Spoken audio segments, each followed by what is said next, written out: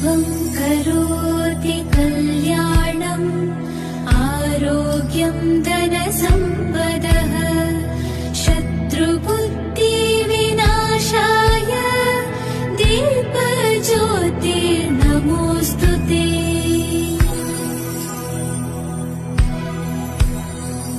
शुभं करोति कल्याणम् आरोग्यं धनसम्पदः शत्रुबुद्धिविनाशाय दीपज्योतिर्नमोऽस्तुते।